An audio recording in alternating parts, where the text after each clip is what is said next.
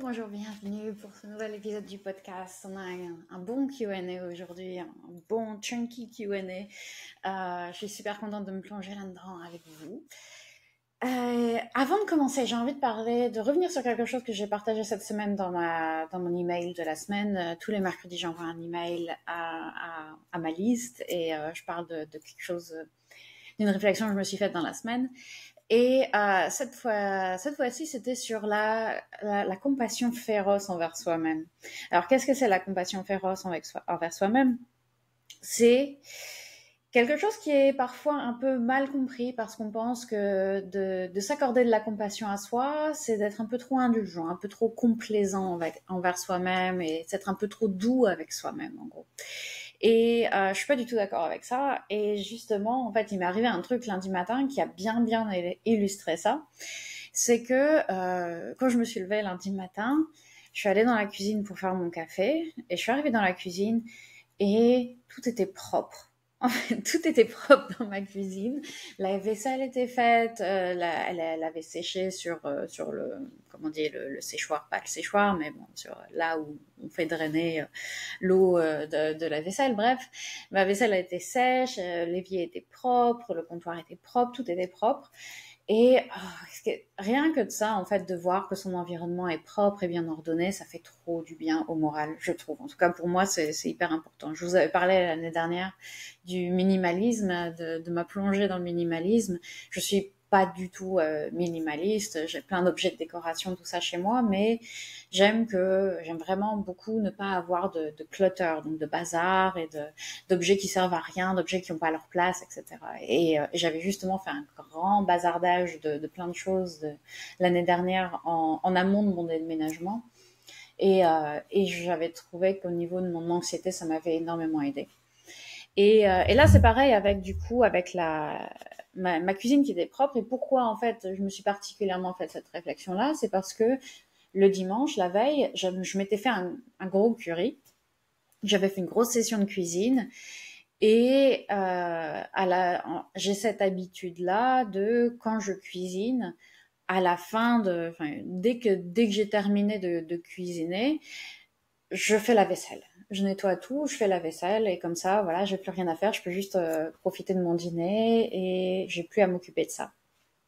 Et je me suis fait cette réflexion lundi matin de qu'est-ce que je m'aime, qu'est-ce que je m'adore pour avoir cette habitude-là, en fait, de faire la vaisselle dès que j'ai terminé de cuisiner. Et c'est vraiment c'est un cadeau que je me fais à mon moi du futur, quoi. Et déjà, bon, un petit aparté, c'est que quand je me fais une réflexion comme ça où je me dis oh, qu'est-ce que je m'adore, qu'est-ce que je m'aime, c'est vraiment trop bien. Quand je me parle super gentiment, j'ai toujours un moment de surprise en fait, alors que c'est moi qui exprime ce sentiment. Mais je me dis oh tiens, je me parle super gentiment d'un coup. Et c'est toujours un moment de surprise parce que j'ai l'habitude, et c'est le cas de mes clients aussi, de la plupart de mes clients en tout cas, à ma connaissance, d'avoir beaucoup plus tendance à l'autocritique, au fait de me dire oh tu pourrais faire ça, tu devrais faire ça, tu fais pas assez de trucs, et voilà, avoir ce discours négatif intérieur en permanence. Et du coup, bah forcément, quand je me parle un peu gentiment, ça me fait un petit peu bizarre. Du coup, j'ai réalisé que cette habitude que j'ai de faire la vaisselle juste après avoir cuisiné, c'est un parfait exemple de cette compassion envers moi-même, envers soi-même, que j'espère vous inspirer à pratiquer. Parce que la compassion féroce, donc en anglais ça vient de fierce self-compassion, c'est le fait de prendre soin de soi, de faire ce qui est le mieux pour soi, même quand ça nous coûte dans l'instant. Dans le sens où ça nous sort de notre zone de confort, c'est faire quelque chose qu'on n'a pas forcément envie de faire, parce que c'est pour notre bien, pour notre moi futur. Donc c'est tout le contraire de l'indulgence et de la complaisance en fait, parce que, enfin c'est pas tout le contraire, mais c'est très différent parce que dans ce cas-là, dans le cas de ma vaisselle par exemple, L'indulgence, la complaisance, ça aurait été de me dire oh bah, je la ferai plus tard la vaisselle. Là, j'ai juste envie de profiter de mon dîner, d'aller regarder ma série. J'ai regardé Adolescence, je vous le recommande chaudement. C'est sur Netflix. J'ai juste envie d'aller me poser avec mon dîner devant ma série. J'ai pas du tout envie de faire la vaisselle là tout de suite. Je ferai plus tard. Ça, ce serait complaisant parce que la chose confortable à faire là tout de suite, c'est juste d'aller manger et d'aller me poser et de rien faire. Alors que la compassion féroce envers soi-même, c'est de se dire non, je vais faire la vaisselle tout de suite parce que je sais que demain matin, Clémence, moi-même, je vais me réveiller, je vais voir la vaisselle qui a déjà été faite, ça va me faire trop du bien, ça va me faire commencer la journée dans le calme, dans l'ordre, j'aurai rien à faire demain matin, au lieu de me lever et de voir la vaisselle dégueulasse dans l'évier et de me dire « Oh ouais, c'est vrai, il faut que je fasse ça ». Non, je vais me lever, je vais me dire je peux juste me faire mon café, je peux juste m'occuper de mes animaux, faire mon petit yoga et commencer à travailler et j'ai pas à m'inquiéter de tout ça. Et je sais aussi que du coup, cette Clémence du futur qui va être si contente de voir ça, elle va se dire j'ai vraiment bien fait de faire ça hier soir. Et ça va l'inspirer à avoir davantage de bonnes décisions de ce genre-là et avoir cet élan de bonnes décisions, de bonnes habitudes, de bonnes choses à faire pour soi-même dans le futur. Donc, par exemple, aller à faire sa séance de sport alors qu'elle n'a pas envie de faire sa séance de sport parce qu'elle sait que après la séance, elle va se sentir accomplie, elle va se sentir bien dans son corps, bien dans sa peau. Et elle va être contente de l'avoir fait. Ça va être mettre les limites dans une relation au travail, avec sa famille, avec des amis, poser des limites, même si c'est super inconfortable sur le moment parce que personne n'a envie d'être dans le conflit. Mais je sais que c'est la bonne décision à prendre, c'est la bonne chose à faire pour ensuite avoir une relation beaucoup plus saine et une relation qui est plus de l'ordre de ce qu'on mérite. Parce que forcément, poser des limites avec quelqu'un, ça veut dire aussi exprimer le fait qu'on mérite mieux. Donc voilà, donc la compassion féroce, c'est pas que de faire la vaisselle, mais c'est vraiment de faire les choses pour soi, même quand ça nous sort de notre zone de confort temporairement, parce qu'on sait que à l'avenir, ça nous sera beaucoup plus profitable, beaucoup plus bénéfique. Donc voilà, c'était cette réflexion que je me suis faite lundi. Parce que je vous encourage régulièrement à faire un petit peu, mais à le faire souvent. Et c'est vraiment ce genre de petites habitudes-là, aussi bien pour l'activité physique, de faire une petite séance de yoga régulièrement, ou de poser des limites régulièrement, ou d'avoir toutes ces petites habitudes saines, en fait, régulièrement, qui s'accumulent avec le temps, qui se compoundent et qui prennent de plus en plus de place et qui font que notre vie est de plus en plus agréable à vivre et qu'on se sent de plus en plus bien avec soi-même dans sa peau, dans son corps, dans sa tête, etc. Donc, je vous invite à réfléchir à ça, à quel genre de petites actions comme ça vous pouvez faire dès aujourd'hui pour votre mois de demain. Voilà. Et on va enchaîner avec les questions. J'ai des questions vachement cool encore aujourd'hui. Donc, je prends une goutte d'abord de Bitter Lemon 0, bien sûr. Je crois que je suis la seule à boire ce truc. À chaque fois que je le fais goûter à quelqu'un, il me dit non mais c'est vile, c'est horrible. Mais moi j'adore le Bitter Lemon, voilà. C'est dit. Alors, première question. Pourquoi tout va beaucoup mieux dès qu'il fait beau? Pourquoi le temps a-t-il autant d'impact sur notre morale? Alors, je suis déjà carrément d'accord. Je pense que je l'ai déjà dit d'ailleurs dans ce podcast que j'ai vraiment l'impression d'être une plante, en fait, un tournesol, je sais pas. Parce que dès qu'il fait beau, effectivement, je revis, alors que dès qu'il fait gris comme aujourd'hui et qu'on n'a pas de lumière, c'est terrible, je me flétris, moralement en tout cas. Mais c'est pas quelque chose que de toi, hein, évidemment, c'est pas quelque chose que de moi, c'est quelque chose qui est, je pense, assez universellement ressenti. Et je suis allée voir un petit peu, parce que je me suis dit, ouais, c'est vrai, et je peux imaginer pourquoi. J'avais envie d'avoir du dur, d'avoir des vraies infos à partager avec vous. Et ce que j'en retiens, ce qu'il en ressort, c'est que c'est une combinaison de facteurs biologiques, psychologiques et sociaux. Du coup, du point de vue biologique, c'est la lumière du soleil qui déclenche la production de sérotonine. La sérotonine, on l'appelle aussi l'hormone du bonheur. C'est l'hormone qu'on empêche de recapturer avec les antidépresseurs, par exemple. Donc voilà, c'est une hormone, l'hormone du bonheur, l'hormone de la joie, l'hormone de on se sent bien, quoi. Une des hormones. Et la lumière du soleil augmente aussi la production de vitamine D, qui est une vitamine qui est fortement liée aussi à notre humeur, et, qui aide à repousser notamment également la dépression. Donc on commence à comprendre un petit peu ce qui se joue avec la lumière du soleil et l'importance d'être en contact avec la lumière du soleil. En plus que, et ça c'est pareil, c'est un aparté, mais si on a la lumière du soleil, si on se prend la lumière du soleil dans les yeux, enfin pas directement bien sûr, mais si on est dehors et qu'on absorbe de la lumière du soleil tôt le matin, ça déclenche aussi la production de mélatonine le soir, qui est notre hormone cette fois-ci du sommeil. Donc ça vraiment, ça explique et ça renforce cette idée que c'est hyper important pour notre bien-être de prendre le soleil le matin, en fait, de sortir, si vous pouvez juste aller sur votre balcon, à la fenêtre, à la limite, quoi, mais idéalement d'aller faire un petit tour le matin et de vraiment prendre la lumière du jour. Très bon pour notre sommeil, très bon pour notre humeur.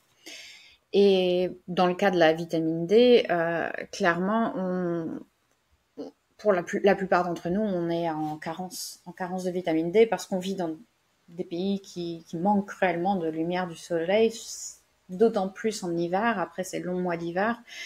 On passe beaucoup de temps en intérieur également, donc on ne sort pas le matin nécessairement pour aller prendre la lumière, etc. Donc je vous encourage rarement à prendre des compléments alimentaires parce que la grande majorité, c'est rien du tout. Ça sert à rien, mais la vitamine D, c'est un complément alimentaire, un des rares compléments alimentaires qui a vraiment une utilité. Donc je vous encourage à vous supplémenter en vitamine D. Pour l'humeur également, du coup. D'un point de vue social, la lumière du soleil, quand il fait beau, on a davantage tendance à sortir. On a davantage tendance à aller voir nos amis, à aller boire des coups en terrasse, à se balader dans la nature, à faire du sport en extérieur.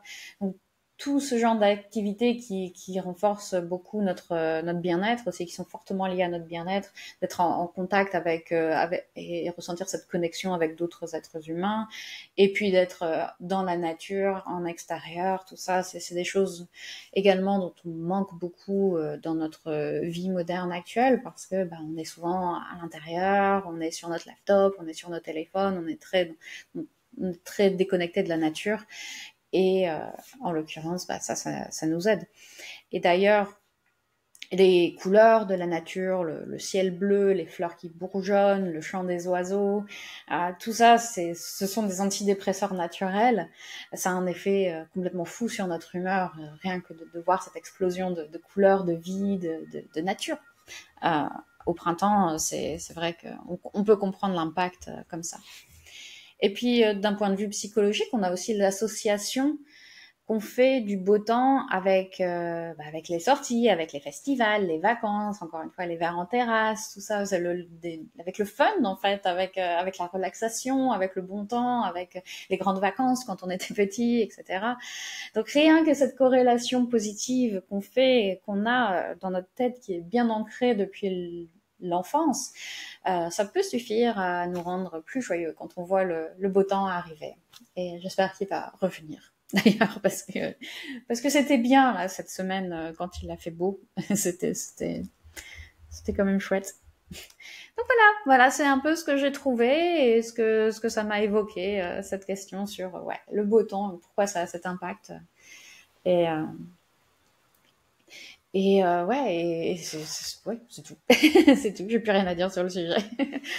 Je passe à la question 2.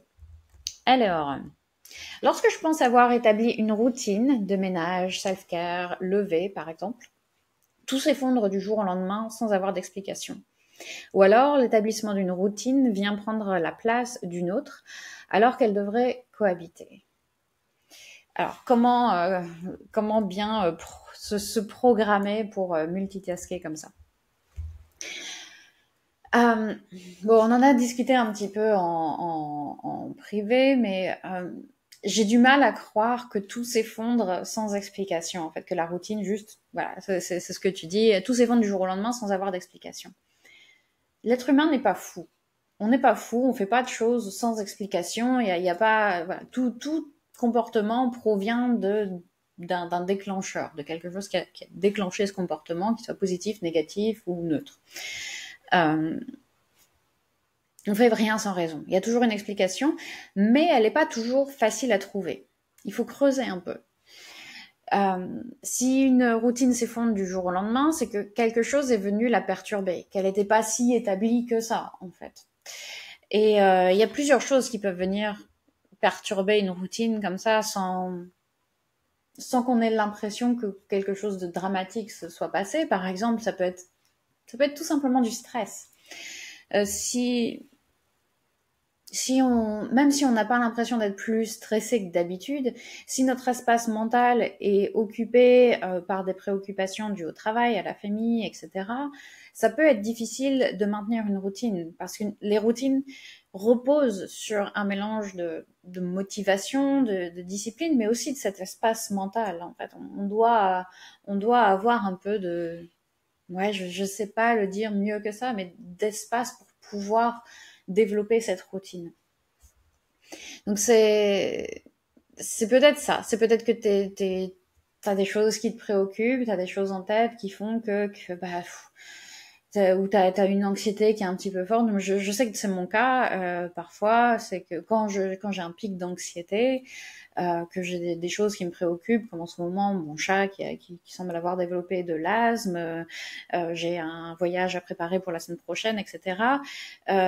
C'est difficile pour moi de trouver l'espace mental de faire ma routine de yoga tous les matins. Parce que je me dis ah non, j'ai des choses à faire, il faut que je fasse ci, il faut que je fasse ça, et paf, la routine saute.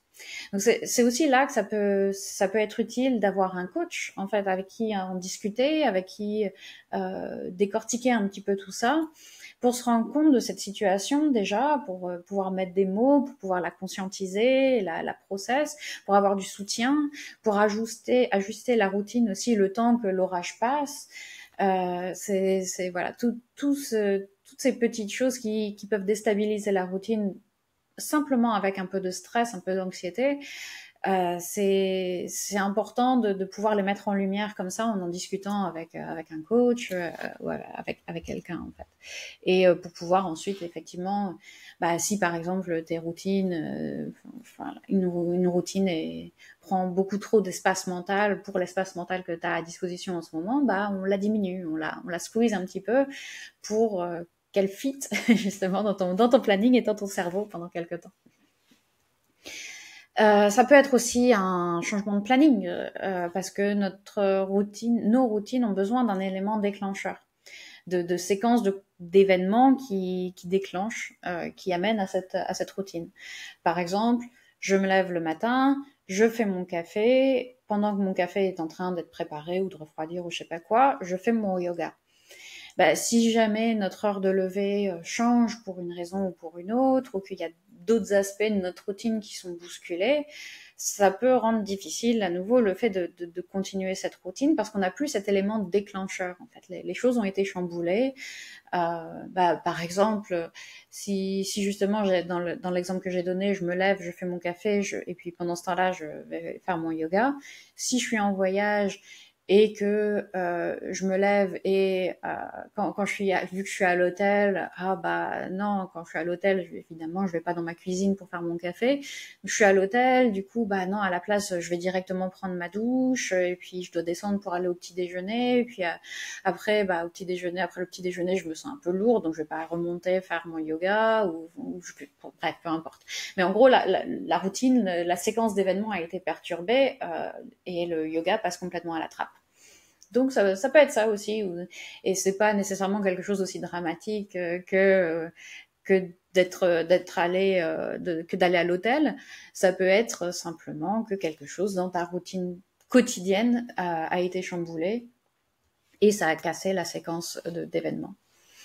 Ça peut être aussi notre motivation qui fluctue.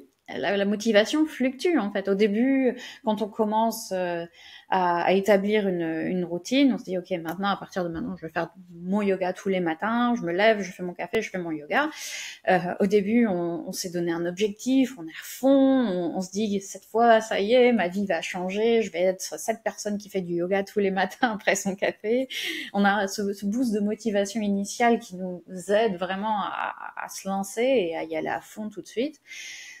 Mais avec le quotidien, on fait cette routine et puis peut-être qu'on fait toujours la même routine ou bien juste l'excitation des débuts commence à se déliter un peu, ça retombe et au bout de quelques semaines, on se dit oh aujourd'hui bof la flemme, je vais peut-être faire autre chose, allez et puis voilà on rate un jour, on en rate deux et puis ensuite il y aura le point suivant que je vais aborder, mais c'est pour dire que voilà, la motivation fluctue.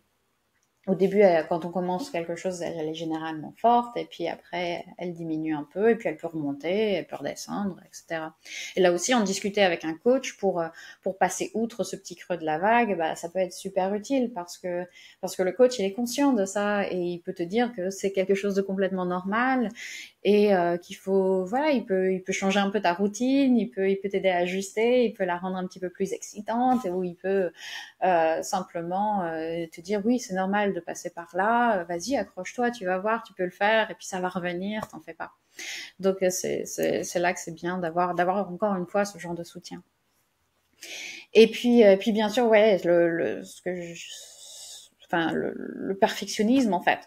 Notre perfectionnisme peut aussi nous mettre des bâtons dans les roues parce que si on rate un jour ou deux pour X raisons, parce que notre motivation fluctue ou autre, ou qu'on est parti au week-end ou je sais pas quoi, ou simplement on avait la flemme un jour et on l'a pas fait et on se dit voilà, encore une fois j'ai lâché l'affaire. Encore une fois, je me suis déçue. On a ce sentiment d'avoir échoué, de s'être trahi, de s'être déçu et on laisse tout tomber parce qu'on se sent nul en fait et on se dit ouais, je suis ce genre de personne je suis pas le genre de personne qui fait du yoga tous les matins parce que regarde, j'ai raté ma journée et puis bon, autant laisser tomber quoi. Au lieu de considérer ça comme normal et inhérent à l'établissement d'une routine, la motivation fluctue, la vie nous met des bâtons dans les roues, il y a des jours où on va rater et c'est pas grave, on reprend, on recommence le lendemain. Donc encore une fois, c'est bien de se lâcher un peu la grappe en fait et d'avoir du soutien d'un coach ou d'avoir cette conscience que c'est difficile d'établir une routine, c'est très difficile. Et que notre perfectionnisme n'est pas toujours à notre avantage, n'est pas souvent à notre avantage d'ailleurs. Et puis dans le même genre, si notre routine est trop rigide et n'autorise aucun écart, tout s'effondre à la minute où la vie nous envoie une curveball, où la vie nous met des bâtons dans les roues, où la vie est chaotique comme la vie est toujours. Donc là aussi, c'est top d'avoir un coach qui nous aide à établir une routine réaliste en utilisant ce boost de motivation initiale tout en nous préparant aux aléas de la vie et de l'établissement des routines en général. Donc je peux pas te dire quelle est la raison dans ton cas, la personne qui a posé cette question, il y a peut-être encore d'autres choses qui se jouent parce que ça peut être aussi bien sûr lié à des symptômes dépressifs ou voilà, il y a plein de choses qui peuvent se jouer, mais ça c'est déjà les raisons de base qui peuvent faire qu'une routine commence à se déliter sans qu'on ait vraiment l'impression qu'il y ait une raison profonde et évidente. C'est juste des petites choses comme ça qui viennent et qui nous mettent des bâtons dans les roues, encore une fois. Donc c'est quelque chose dont on peut encore discuter bien sûr au cours de nos appels. Avec plaisir, on creuse autant que tu le souhaites, autant que nécessaire. Et voilà, je te soutiendrai corps et âme. Et je vais passer à la troisième question. Je sors à peine d'une grippe et j'ai même pas eu le temps de reprendre ma routine que bim, je retombe malade. J'ai des périodes comme ça où je suis tout le temps malade et je me sens pas bien parce que 1, je suis malade et 2, je bouge pas. Comment faire quand ton corps te dit repose-toi, bouge pas, mais que tu te retrouves dans un cercle vicieux comme celui-là où tu te sens pas bien parce que tu bouges pas? Alors, déjà, compassion profonde, hein, parce que enchaîner les maladies comme ça, c'est pénible, c'est méga pénible. Je dirais que c'est important d'adapter le mouvement à ton énergie. Quand tu es en plein dans la grippe, avec la fièvre et tout le tintouin, clairement, tu vas avoir besoin de te reposer à 100%, tu restes dans ton lit et tu serres les dents jusqu'à ce que ça passe, que ton corps fasse son travail et les médicaments éventuellement. Mais quand tu commences à voir le bout du tunnel, quand tu commences à retrouver un peu d'énergie, quand la fièvre est tombée, tout ça, il y a des petites choses que tu peux commencer à faire. Peut-être juste une balade de 10 minutes, rien que pour bouger un peu, pour faire circuler le sang, et ça va t'aider aussi à te remettre plus rapidement, d'avoir cette circulation et du mouvement.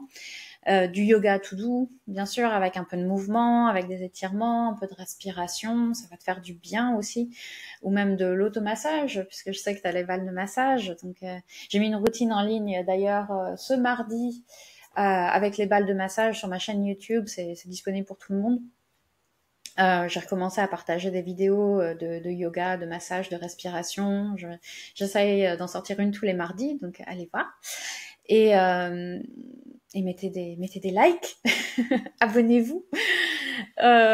Et ouais, et du coup, c'est une routine d'automassage de toute la zone des hanches enfin, moi, je trouve qu'elle est top. Évidemment, je trouve qu'elle est top, mais ça fait trop du bien de délier les hanches et de ramener un petit peu de mobilité dans cette zone-là qui est souvent assez tendue.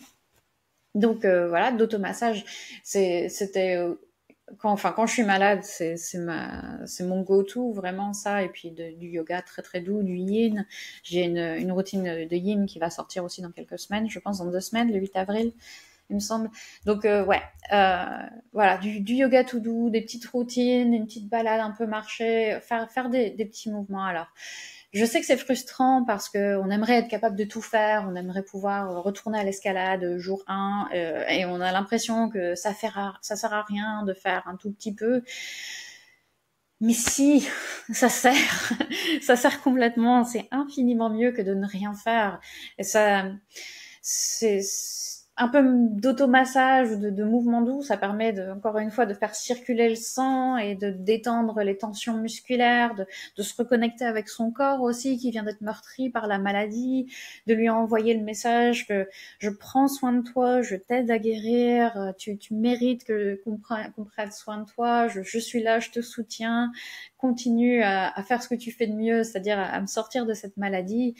Et ça sert également à s'envoyer le message à soi-même qu'on mérite de prendre ce temps-là pour soi, en fait, que nos besoins sont importants. Et c'est tellement fondamental pour notre état d'esprit, pour notre santé mentale, pour être bien dans sa peau, d'en être intimement convaincu. Et c'est en faisant ces petites choses, et ça revient un peu à ce que je disais au tout début, de ces petits actes un peu souvent qui s'accumulent et qui nous ancrent de plus en plus dans cette identité de personne qui prend soin de soi, qui se fait du bien, qui se fait passer en priorité parce que quand notre arrosoir est plein, on peut arroser le monde et nourrir toutes les fleurs autour de nous, toutes nos relations, toute notre carrière, tous nos hobbies, etc. Donc c'est important même de faire un petit peu, même quand on n'a pas beaucoup de force, et ben on fait avec la force qu'on a. Et ça permet également de conserver l'élan de notre routine, de faire en sorte qu'elle s'effondre pas totalement, comme ce dont je parlais juste avant. Maintenant, le fait de continuer, voilà, à faire, même quand on peut pas faire grand chose, on fait un petit peu. Et j'ai d'ailleurs eu un excellent exemple de ça cette semaine avec le check-in avec une de mes clientes stars qui Elle a passé, c'est une véritable star du self-care. Elle a passé la semaine dernière dans sa famille, quelques jours dans sa famille, et puis ensuite elle est rentrée chez elle, mais elle a accueilli des gens. Donc c'était un petit peu, voilà, c'était un petit peu chaotique. Enfin, au niveau de son planning, tout était un petit peu chamboulé. Et elle me disait justement dans son check-in que, elle me dit, le self-care était assez minimaliste cette semaine. J'ai fait 5 minutes d'étirement tous les jours. Voilà, elle a juste pris 5 minutes par jour pour faire quelques étirements et elle se sentait trop bien, en fait. Elle se sentait super bien. Elle sentait qu'elle avait besoin d'en faire un peu plus, que son corps réclamait des vraies séances de yoga de plus de 5 minutes, mais qu'elle était super contente. Et effectivement, elle est super contente. Pourquoi? Parce même si elle avait un planning chargé, et qu'elle ne pouvait pas faire ses routines habituelles, bah, elle a pris ces 5 petites minutes pour elle, pour son corps, pour son bien-être. Et la reprise de sa routine habituelle cette semaine est du coup beaucoup plus facile. Elle se fait sans accroc parce qu'elle s'est jamais vraiment interrompue en fait. Elle s'est juste adaptée à sa vie. Et ça, c'est trop beau. Ça, c'est le goal vraiment, de pouvoir voilà, continuer à prendre soin de soi en s'adaptant à notre énergie, en s'adaptant à notre vie. Si on voyage, on prend soin de soi, mais différemment, voilà. Et ça, voilà, ça c'est beau. Ça, c'est ce que je vous souhaite tous du fond de mon cœur. Et ce que je me souhaite à moi-même aussi, parce que c'est toujours un work in progress, clairement. Donc voilà, si vous voulez que je vous accompagne là-dedans, comme avec ma cliente star et puis plein d'autres gens superbes, allez voir dans les notes de l'émission, de l'épisode. J'ai mis mon site internet, vous pouvez me contacter, vous pouvez m'envoyer des messages, laisser des commentaires avec vos questions ou bien juste voilà voir un petit peu comment je pourrais vous aider. Vous pouvez m'écrire tout le temps, je suis super ravie de voir vos réactions, vos commentaires, vos questions, tout ça. Et je vais m'arrêter là pour aujourd'hui. Je vous souhaite une excellente journée. Moi, je pars en vacances dans quelques jours pour une semaine, mais j'ai quand même préparé un petit épisode pour la semaine prochaine. Donc voilà, je vous verrai à ce moment-là. Bonne journée à vous et à très bientôt. Merci beaucoup pour votre écoute. À bientôt.